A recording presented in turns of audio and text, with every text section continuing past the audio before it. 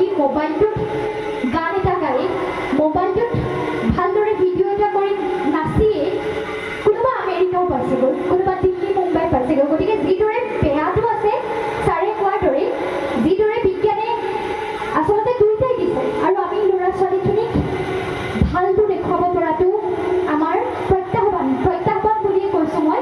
কিন্তু তেওঁলোকক আমি এইটো বুজাই দিব লাগিব যে এই যে মঞ্চখন আমি পাইছোঁ, এই মঞ্চখন বহুদিনৰ মূৰত পালেও, বছৰৰ মূৰত পালেও বা এনেকুৱা মঞ্চৰ বাবে বহুদিন গৈ থাকিবলগীয়া হ'লেও অনুশীলনটো সদায় কৰি থাকিব লাগিব।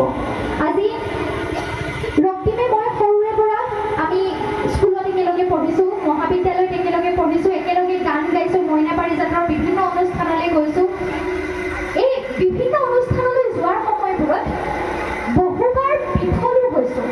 আজি যিসকলে ইয়াত তোমালোকে আজি নাচিছা, গীত গাইছা, কৰিছা ন, বিভিন্ন তাৰ বাবে কষ্টও কৰিছা, কৰা নাই জানো? কষ্টও কৰিছা, কৰি আহি ইয়াত আজি মঞ্চত গান এটা গাবা, নাচিবা, কোনোবাই পুৰস্কাৰ পাব আৰু কোনোবাই নাপাব। নোপোৱাসকলে মনটো হয়তো হতাশ হ'ব, কিন্তু মাক দেউতাকৰ প্ৰতি মই এটা অনুৰোধ, নাপালে আনৰ লগত তুলনা কৰি নিদিব। তুমি নেপালা, বেলেগে পালে, তাই কিয় পাৰিলে, তুমি নোৱাৰিলা, এই কথাটো নক'ব। এইটো ক'ব যে এইবাৰহে নাপালা, অহাবাৰটো পাবা, আজিহে নাই পৰা, আৰু ভালকৈ শিকিলেতো ইয়াতকৈ ভাল হ'ব। আমাক আত্মবিশ্বাসী হ'বলৈ বাটটো দেখুৱাব, আমাক জীৱনত পোহৰৰ বাটটো কি সেইটো বুজিবলৈ সুযোগ দিয়াৰ বাবে, আমাক সাহসী হ'বলৈ, আমাক সমাজৰ লগত জড়িত হৈ থাকিবলৈ বাটটো দেখুৱাই দিয়াৰ বাবে, আমাক বাৰে বাৰে বিফল হ'লেও হাৰ নামানি জীৱন যুঁজত অগ্ৰসৰ হ'বলৈ প্ৰতিদিনে সাহস দি সৰু লেকেচিডালৰ পৰা ডাঙৰ পাতডাল কৰি গঢ়ি তোলাৰ বাবে মই এই অঞ্চলৰ প্ৰতিজন ব্যক্তিৰ ওচৰত ধন্যবাদ জ্ঞাপন কৰিছোঁ আৰু সেৱা গ্ৰহণ কৰিব বিচাৰিছোঁ।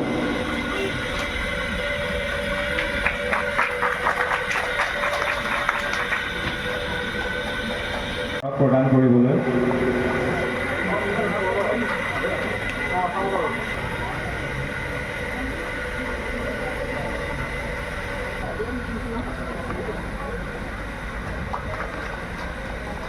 তেখেত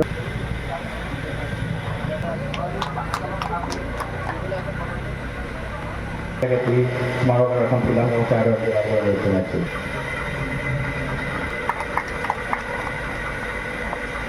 আমি শ্ৰীযুত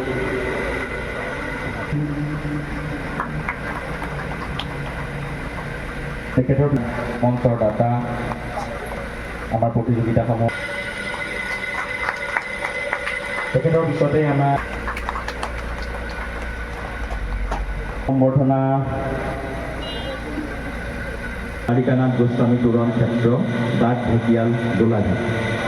কীৰ্তি শিক্ষাব্ৰতী আদৰণি জনাবলৈ অনুৰোধ জনাইছোঁ।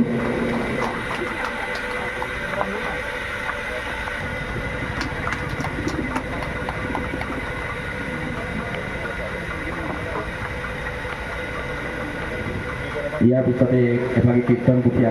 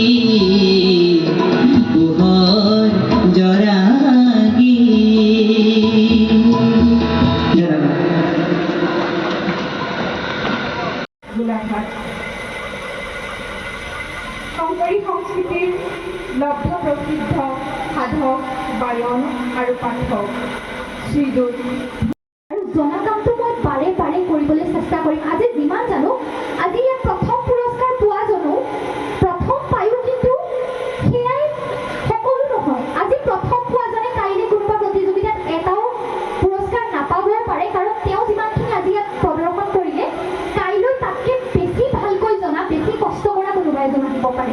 গতিকে পুৰস্কাৰ পালেও আমি ভাবিব নালাগিব যে মই সকলো জানো, মোৰ শিকাখিনি এইখিনিতে শেষ। পুৰস্কাৰ যদি আজি পোৱাও, কাইলৈ ভাবিব লাগিব যে আজিতো মই এনেকুৱা কৰিছিলোঁ, পাই গ'লোঁ, ইয়াতকৈ ভাল মই পিছৰবাৰ কেনেকৈ কৰিম, বা ইয়াতকৈ ডাঙৰ পৰ্যায়ৰ এটা কম্পিটিশ্যনলৈ, ৰাজ্যিক পৰ্যায়ৰ, আন্তঃৰাষ্ট্ৰীয়, ৰাষ্ট্ৰীয় পৰ্যায়ৰ প্ৰতিযোগিতা এটালৈ মই নিজকে কিদৰে প্ৰস্তুত কৰিম। সেইবাবে নিজকে সদায় চেষ্টা কৰি থাকিব লাগিব, নিজকে তাৰ বাবে সদায় প্ৰস্তুত কৰি থাকিব লাগিব। আৰু বিশেষ নকওঁ, আচলতে যথেষ্ট দেৰি হৈছে, সাংস্কৃতিক সন্ধিয়া আছে। মই মোৰ আৰু এজন বন্ধুক দেখি পাইছোঁ বহু বছৰৰ মূৰত।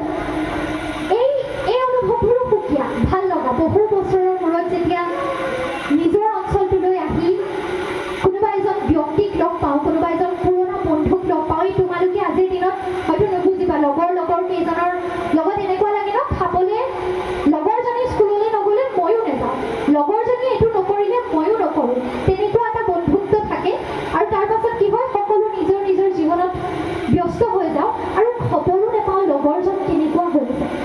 এনেকুৱাও হয়, সকলোৰে হয়। মই জানো যে ছোৱালীবোৰৰ বিশেষকৈ বিয়া হোৱাৰ পাছত লগৰ ছোৱালীকেইজনী ক'ত বা আছে, কেনেকৈ আছে, খবৰ নাপাওঁ। আজিকালি সামাজিক মাধ্যমে আমাক সুযোগ এটা দিছে, কিন্তু মই সৰু ল'ৰা ছোৱালী সেইজনীক কৈছোঁ যে সম্পৰ্কবোৰ সদায় ৰাখিবা। তোমালোকৰ ছাৰ বাইদেউসকলৰ লগত, তোমালোকৰ ঘৰৰ ওচৰৰ ডাঙৰ ব্যক্তিকেইজনৰ লগত, এইদৰে আমাক কিবা এটা শিকাই দিয়া মানুহকেইজনৰ লগত।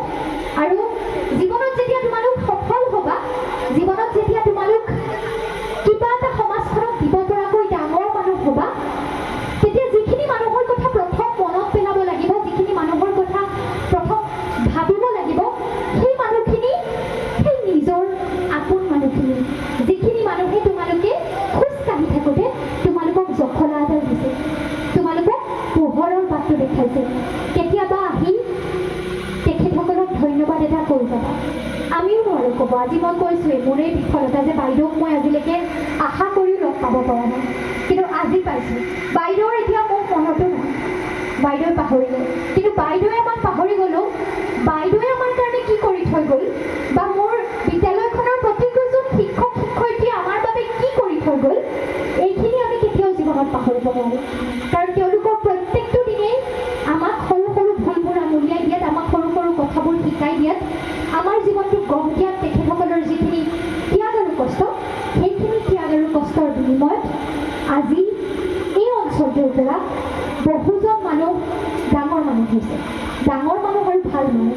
আমাৰ অঞ্চলৰ মানুহবোৰৰ মই দুটা ভাল কথা ঢেকীয়াল অঞ্চলটোক লৈ, সমগ্ৰ আমাৰ এই অঞ্চলটোক লৈ দুটা কথা মই খুব গৌৰৱ কৰোঁ, কওঁ সকলোতে, যে আমাৰ অঞ্চলৰ মাক দেউতাকবোৰে ল'ৰা ছোৱালীটোৱে কেৱল পঢ়ি শুনি পৰীক্ষাত ভাল নম্বৰ পালেই সফল বুলি নাভাবে।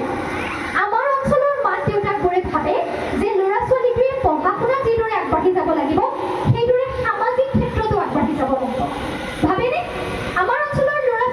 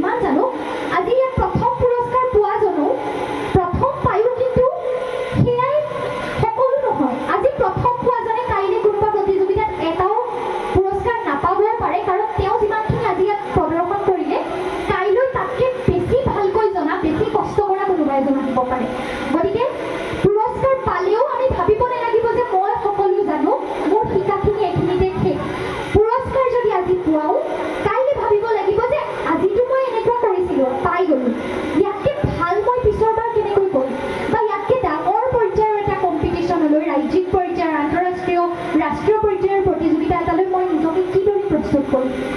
সেইবাবে নিজকে সদায় চেষ্টা কৰি থাকিব লাগিব, নিজকে তাৰ বাবে সদায় প্ৰস্তুত কৰি থাকিব লাগিব। আৰু বিশেষ নকওঁ, আচলতে যথেষ্ট দেৰি হৈছে, সাংস্কৃতিক সন্ধিয়া আছে। মই মোৰ আৰু এজন বন্ধুক দেখি পাইছোঁ বহু বছৰৰ মূৰত। এই অনুভৱবোৰো সুকীয়া, ভাল লগা। বহু বছৰৰ মূৰত যেতিয়া নিজৰ অঞ্চলটোলৈ আহি কোনোবা এজন ব্যক্তিক লগ পাওঁ, কোনোবা এজন পুৰণা বন্ধুক লগ পাওঁ, তোমালোকে আজিৰ দিনত হয়তো নুবুজিবা, লগৰ কেইজনৰ লগত এনেকুৱা লাগে ন, খাবলৈ লগৰজনী স্কুললৈ নগ'লে ময়ো নাযাওঁ, লগৰজনী এইটো নকৰিলে ময়ো নকৰোঁ, তেনেকুৱা এটা বন্ধুত্ব থাকে। আৰু তাৰ পাছত কি হয়, সকলো নিজৰ নিজৰ জীৱনত ব্যস্ত হৈ যাওঁ আৰু খবৰো নাপাওঁ লগৰজন কেনেকুৱা হৈছে।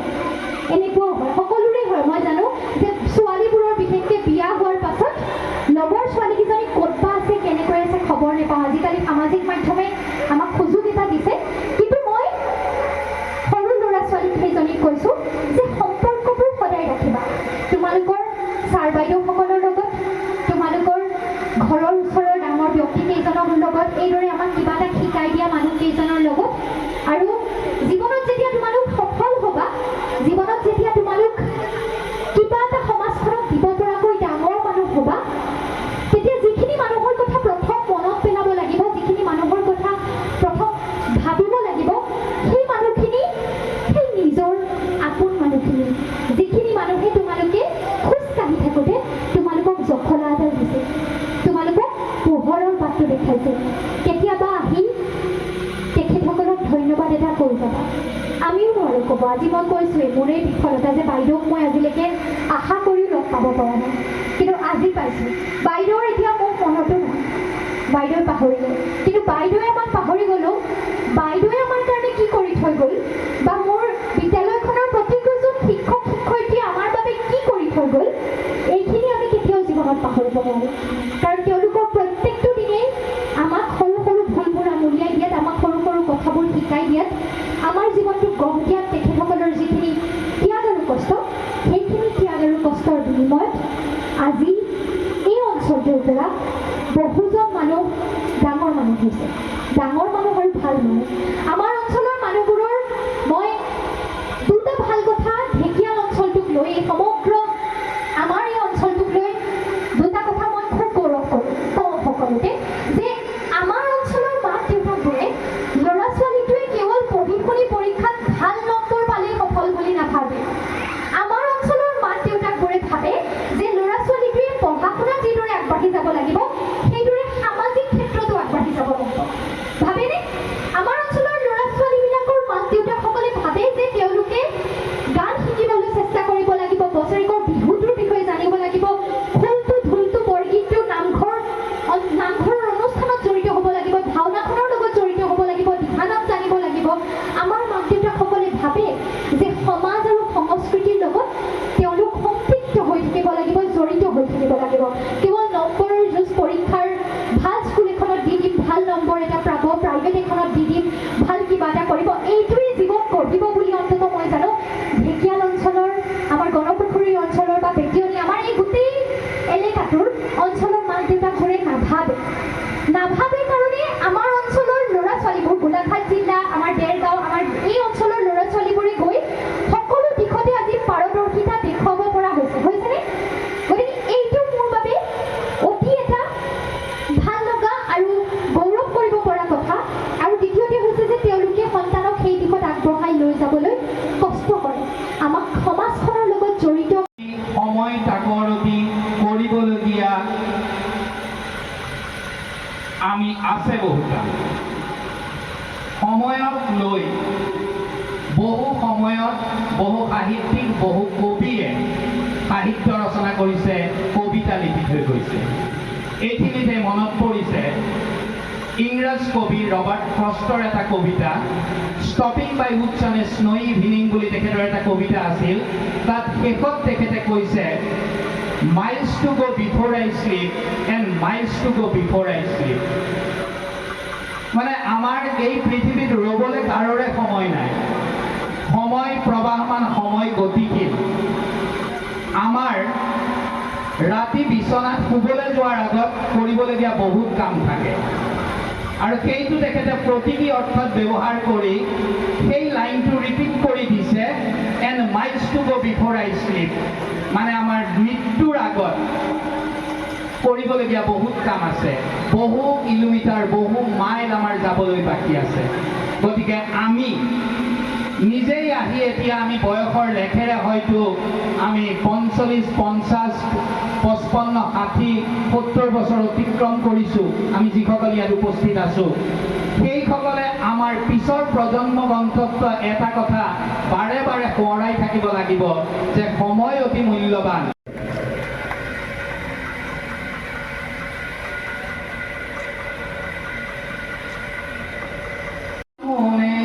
মোনা ভৰাই ৰং আনিছো কিনা মনে মনে, এই যে ৰঙৰ মোনাটো তাত যে ৰং ভৰাই আনিছে তেওঁ, মনে মনে কিনিবলৈ কৈছে।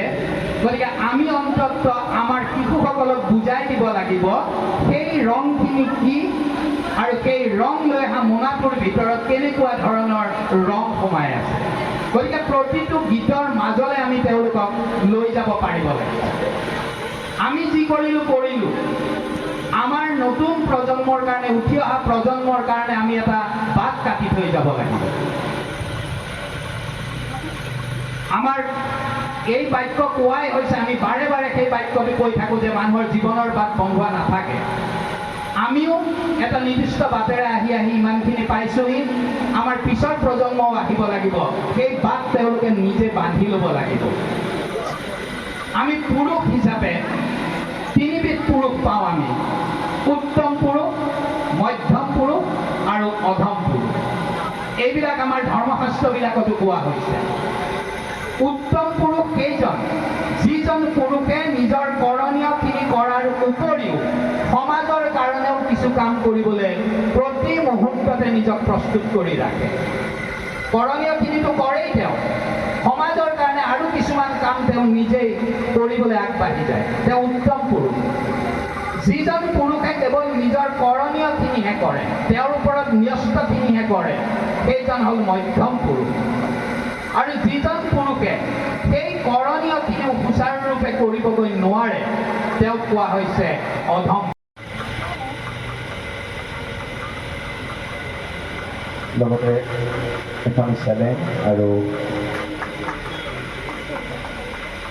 এটি স্মাৰক সম্বৰ্ধনা জনাবলৈ অনুৰোধ জনাইছোঁ।